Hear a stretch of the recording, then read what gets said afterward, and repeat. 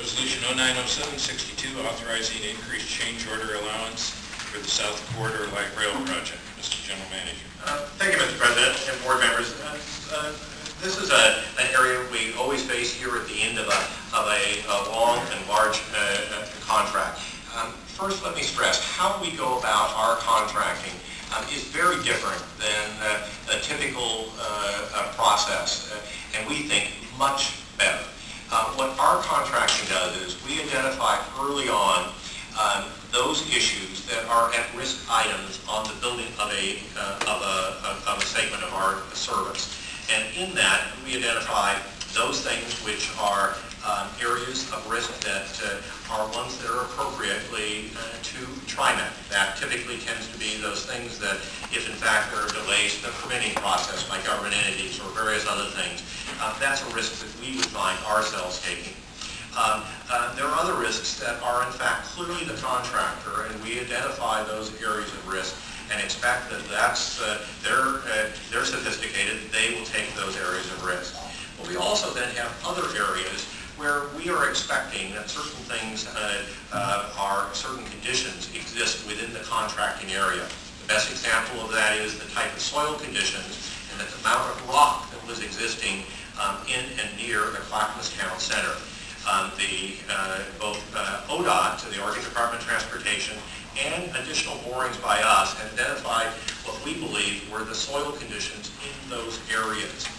And this, by the way, applies in other settings as well. But we identified what we thought were those soil conditions. The contractor bid based on those assumptions about how much rock they would find. When they actually got into the project, there was substantially more rock that was there. That is an area that is appropriately, from our standpoint, the owner, something that they relied upon, the information we provided, and that was provided by the information that came from the Oregon Department of Transportation, and made a legitimate bid.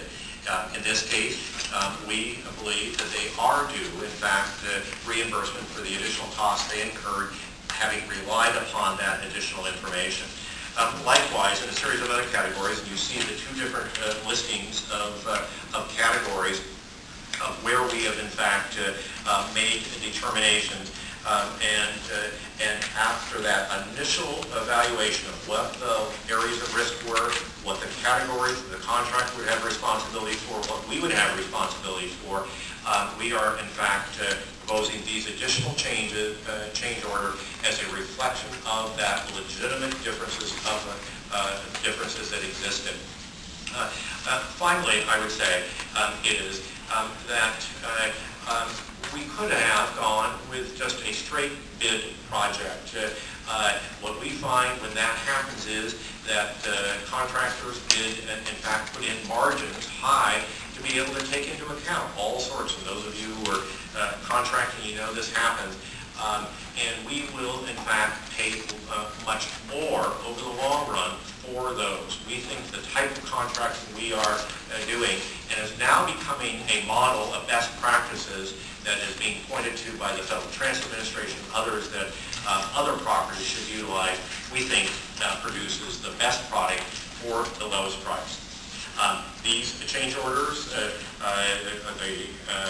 additional change orders, then will close off I-205, except for, I think, one third-party subcontractor issue that's really between the subcontractor and the contractor, but just not to close it off yet within that framework. But with this action, then the I-205 project is behind. I know these issues oftentimes raise questions, and Neil is armed to be able to answer any questions. Okay, is there a motion? So moved. Second. Discussion.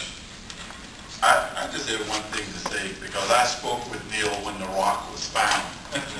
And I remember you guys coming, I remember staff coming to the board, I should say, and asking for $250,000 to remove that rock.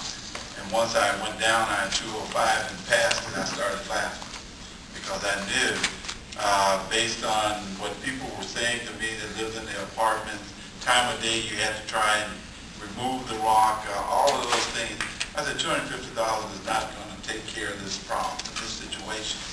And, you know, being on this board as long as I have, I understand some of the change orders even better now, and understand that the contractor doesn't come and make change orders all the time. Sometimes we have to. And we try to see everything out front, keep everything out front, but sometimes there are things that we just can't foresee. So with that. Okay, any further discussion? Mr. Chair, just one comment. I mean, before I'll make it again, these people are very smart estimators on construction projects, and I look at where's the fairness to the second bidder that didn't get the project because the other one underbid him, and now they come back for cost overruns. I just don't appreciate the amount of cost overruns that are coming back to TriMet. We're faced with a lot of difficult decisions here on people within TriMet and other decisions here. So, Mr. Chairman, I'd encourage the board to vote no. Okay. No, I'm just going to vote. I just have a comment. Lynn, well, I agree that the contractor typically knows and is putting the best number, or tries to. I think when you get into soil conditions and environmental issues, there's just so many unknowns, and I've learned that the hard way through the property we've been developing. So I think, you know, this is a big number, but overall in the budget, I think 7%, which is quite low. So I don't know, I'm not as concerned about it, I guess. Okay, further discussion? Well, I would just like to say, in reading this, I know how hard you guys are when contractors come to you, because I've seen some of the numbers that the contractors have brought to you and some of the numbers that you have negotiated down to. So I feel confident that you do a good job for this agency. And with that, I ask for the vote. Okay. All those in favor? Aye. Opposed?